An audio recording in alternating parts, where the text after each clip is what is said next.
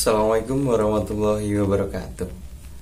Jumpa lagi di podcast cerita horor. Pada kesempatan video kali ini saya akan membacakan cerita dari akun Twitternya Bristory @bristory dengan judul Jalan di Lintas Sumatera. Sebelum kita memasuki ke cerita, jangan lupa subscribe, nyalakan lonceng notifikasi, dan share video ini ke teman-teman kalian. Seperti apa ceritanya? Mari kita simak sama-sama. Andre dan Rizka, suami istri yang tahun 2014 melakukan perjalanan malam dari Jakarta ke Bandar Lampung. Dalam prosesnya, mereka mengalami kejadian aneh di luar nalar. Kisah mereka jadi penggalan berikutnya dalam Jalan di Lintas Sumatera. Di sini dimulai ceritanya. Rizka dan Andre adalah pasangan suami istri pada tahun 2014 ketika peristiwa ini terjadi. Mereka masih berstatus pengantin baru. Beberapa bulan sebelumnya baru saja melangsungkan pernikahan. Pasangan yang cukup bahagia menjalani kehidupan rumah tangga layaknya pasangan muda pada umumnya. Mereka tinggal dan bekerja di Jakarta. Orang tua Andre tinggal di Lampung, sedangkan Rizka, ortunya, tinggal di Jogja. Di sekitaran tahun 2014, mereka melakukan perjalanan ke rumah orang tua Andre di kota Bandar Lampung. Ayah Andre mendapatkan serangan jantung dan dilarikan ke rumah sakit, membuat mereka harus berangkat hari itu juga. Pokoknya paling lambat jam 8 kita jalan ya. Kamu jangan pulang malam-malam. Begitu kata Rizka di ujung sambung telepon. Iya sayang, ini aku udah di jalan, jawab Andre menenangkan istrinya. Rizka punya alasan untuk bawel. Ada ketakutan dalam dirinya ketika harus melakukan perjalanan tengah malam menuju rumah mertuanya. Jalan menuju kota Bandar Lampung yang termasuk dalam jalur lintas Sumatera masih tergolong sepi dan menyeramkan. Kalau nggak terpaksa, dia nggak akan mau jalan malam. Lebih baik berangkat pagi harinya. Tapi ini darurat. Malam itu juga mereka harus berangkat. Jam 6 kurang, Rizka sudah berada di rumah, memaksa pulang cepat dari kantornya. Dengan gelisah, dia menunggu Andre di ruang tamu. Beberapa kali mendekat ke jendela. Ketika mendengar suara mesin kendaraan, walau ternyata akhirnya kecewa karena bukan suaminya. Sampai akhirnya sekitar 7 lewat, Andre tiba-tiba di rumah. Alangkah lega hati Rizka. Aku mandi dulu, habis isya kita jalan ya sayang. Begitu kata Andre dengan senyumnya, menenangkan Rizka ketika dia sudah masuk ke rumah. Singkatnya, selepas waktu isya, mereka akhirnya benar-benar berangkat menuju Bandar Lampung di Pulau Sumatera. Mobil yang mereka tumpangi lantas menyusuri jalan tol panjang menuju Pelabuhan Merak di ujung barat Pulau Jawa. Dari Merak, mereka lanjut menyeberang Selat Sunda menggunakan kapal feri. Setelah kira-kira 2 jam terombang-ambing di tengah lautan, sekitar jam 12, kapal laut yang mereka tumpangi bersandar juga di Pelabuhan Bakauheni dengan selamat. Disinilah bagian perjalanan yang sungguh sangat Rizka risaukan. Di samping banyak bis malam lintas Sumatera yang biasanya ngebut Enggak kira-kira. Suasana jalan antara Bakahuni, Bandar Lampung masih tergolong sepi dan menyeramkan. Tenang, aku kan sudah ratusan kali melintas di jalan ini. Insya Allah gak akan ada apa-apa. Kalau mau, kamu tidur aja di sana di belakang. Andre berusaha menenangkan istrinya yang mulai kelihatan sangat khawatir. Pokoknya mas hati-hati, gak boleh ngantuk, pelan-pelan saja mas, begitu kata Rizka. Karena banyaknya pekerjaan yang dilakukan di kantor, sebenarnya saat itu mereka sudah merasa lelah dan mengantuk. Apalagi Rizka, karena paling lambat biasanya jam 10 dia sudah terlelap di alam mimpi.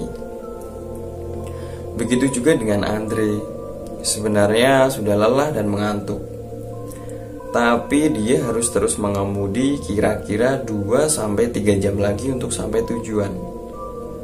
Aku mau mampir ke Indomaret dulu, sebentar ya, mau beli kopi dan rokok.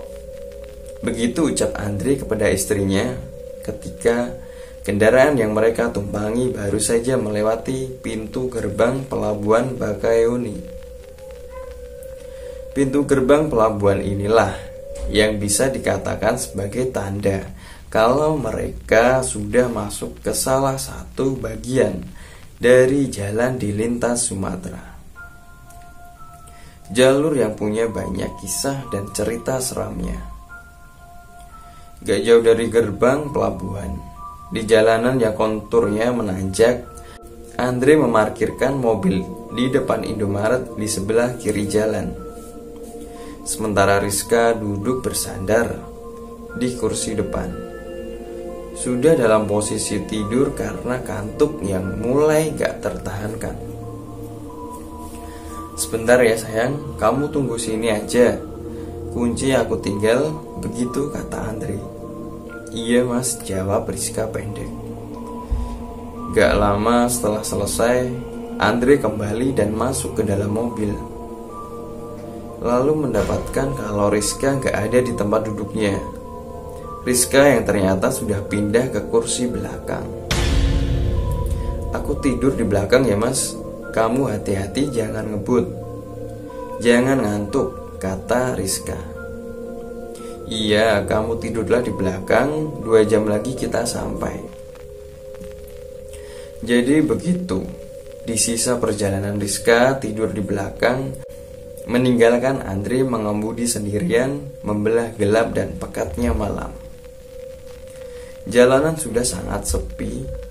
Andre hanya melihat 1 atau 2 bis malam dan sesekali kendaraan pribadi yang datang dari arah berlawanan. Lampu penerangan jalan masih sangat jarang.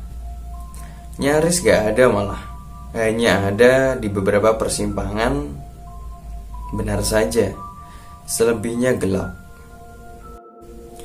Dan juga wilayah yang letaknya kira-kira 30 menit selepas pelabuhan, sungguh merupakan wilayah yang cukup menyeramkan.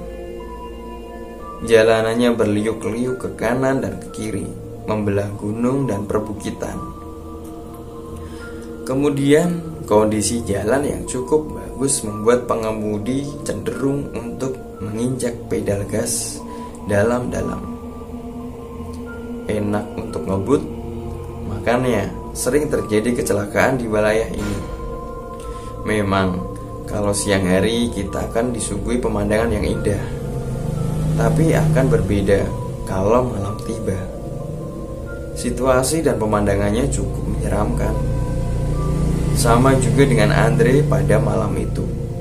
Sebenarnya dia merasa kalau nyalinya sedikit bergetar ketika melintas jalanan ini, yang pada waktu itu sudah sekitar jam 12:30 malam. Terus memaksa mata untuk fokus melihat depan, berkonsentrasi mengemudikan kendaraan membelah hutan dan gunung di daerah Lampung Selatan. Beberapa saat kemudian, gerimis hujan tiba-tiba turun. semakin menambah syahdu suasana. Beberapa kali Andre mengusap wajah dengan tangan.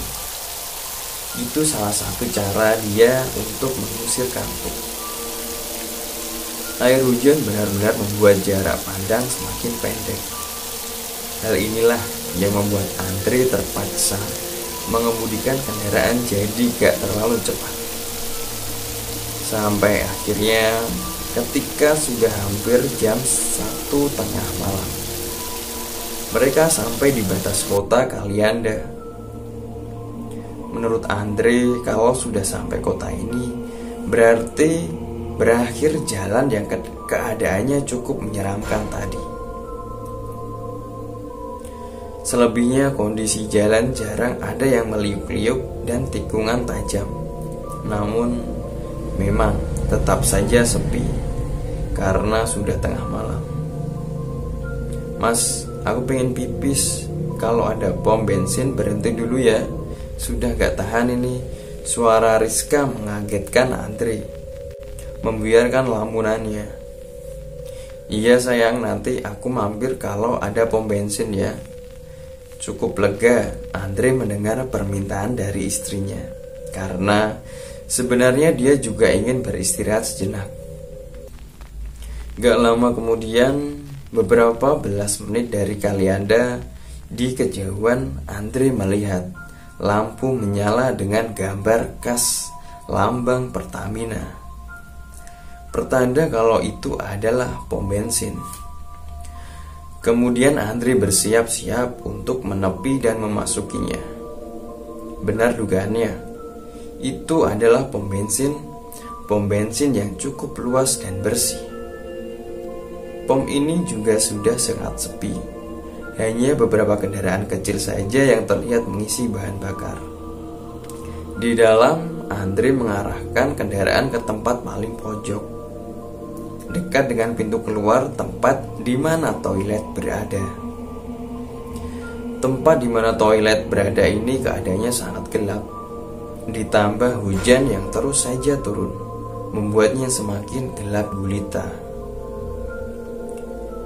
Sayang, bangun, udah di pom bensin nih, ucap Andre membangunkan sang istri. Di sebelah mana toiletnya mas? Sambil mengucek-ucek mata, Rizka melihat sekeliling. Tuh pintunya dekat kan? Jawab Andre sambil menunjukkan ke toilet yang letaknya ada di belakang kendaraan mereka. Perlu aku antar gak? Tanya Andre. Gak perlu mas, kamu tunggu di mobil aja. Begitu jawab Rizka. Kemudian dia keluar dari mobil dan berlari menebus hujan menuju toilet. Sementara Andre tetap menunggu di dalam mobil. Andre tahu kebiasaan istrinya. Walaupun hanya buang air kecil, biasanya Rizka cukup lama melakukannya. Karena itulah, ketika sudah 5 menit, Rizka belum kembali juga. Rasa kantuk tiba-tiba datang menyerang Andre, hingga akhirnya gak tahan lagi. Lalu dia ketiduran.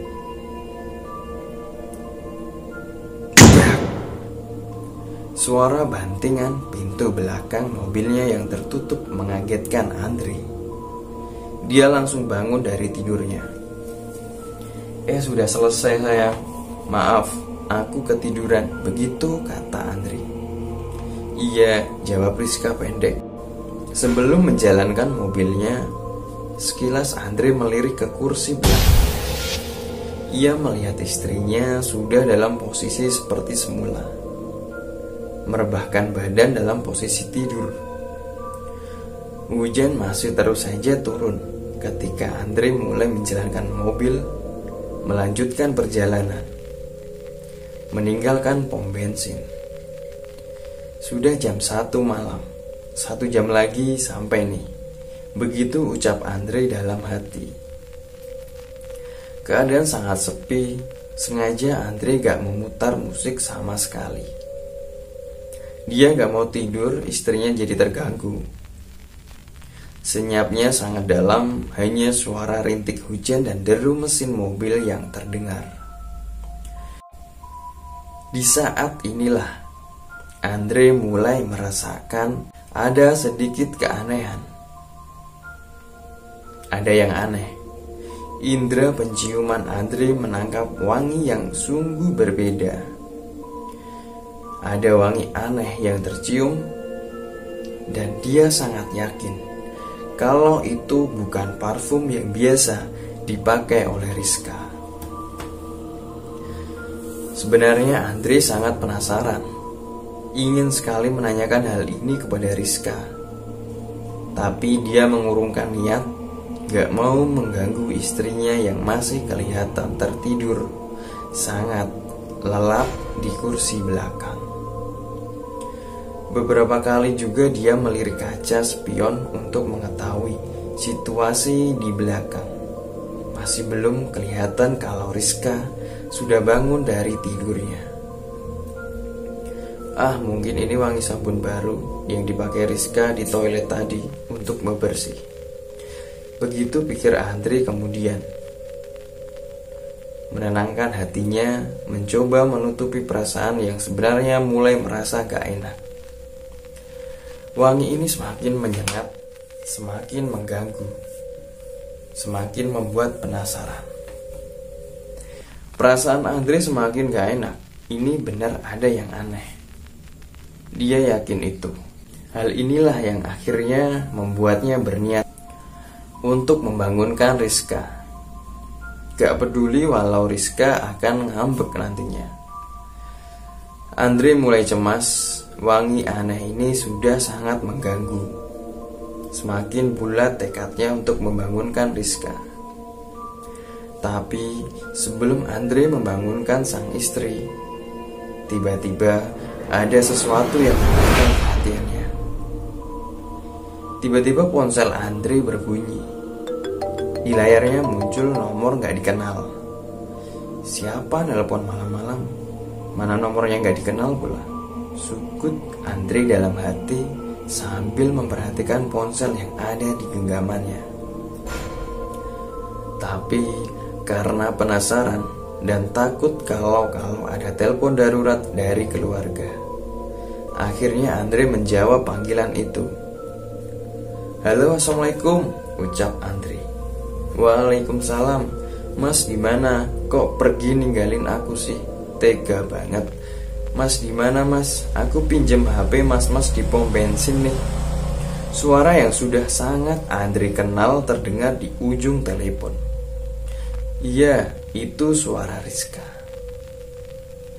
"Sayang, kamu bukannya di... Ini kamu di mana?"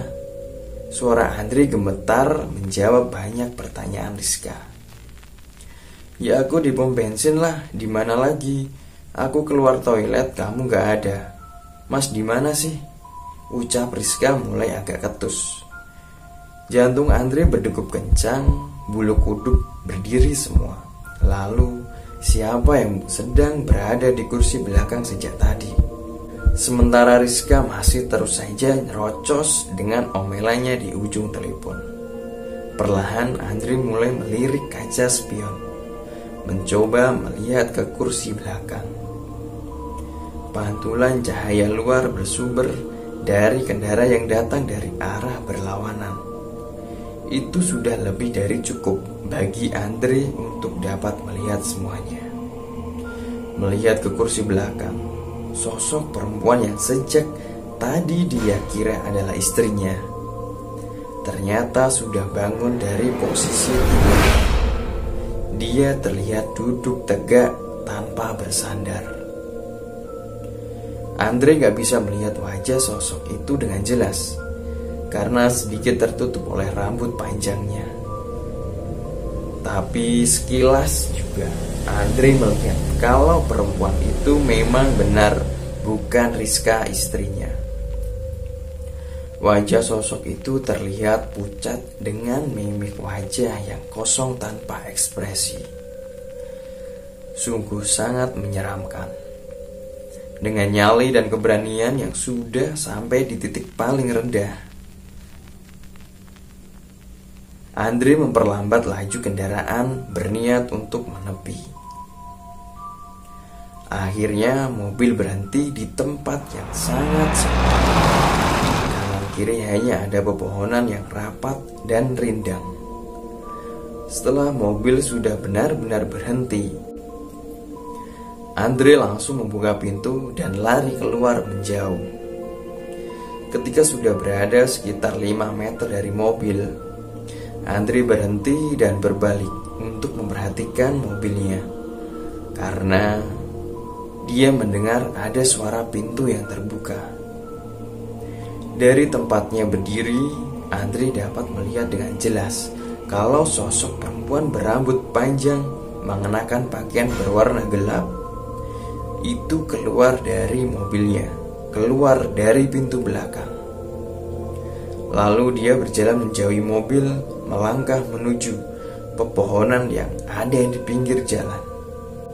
Oh bukan, ternyata perempuan itu bukan melangkah berjalan, tetapi terlihat seperti bergerak melayang.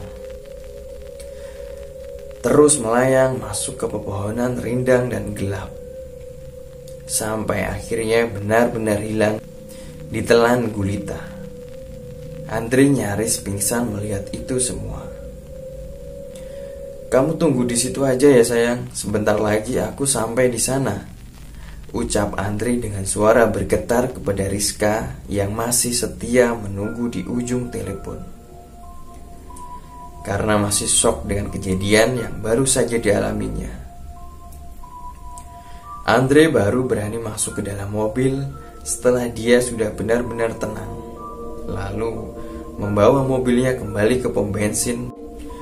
Begitulah satu peristiwa yang gak akan pernah dia lupakan di jalanan lintas Sumatera. Selesai cerita malam ini, tunggu episode selanjutnya, karena masih banyak kisah seram di jalan lintas Sumatera. Sekian untuk cerita dari Bri Story dengan judul Jalan Lintas Sumatera. Ini bagian yang pertama. Nantikan di bagian selanjutnya. Jangan lupa subscribe, nyalakan lonceng notifikasi, dan share video ini ke teman-teman kalian agar channel ini dapat berkembang dan dapat memberikan horornya, memberikan cerita horor bagi kalian semua. Sekian dari saya. Assalamualaikum warahmatullahi wabarakatuh.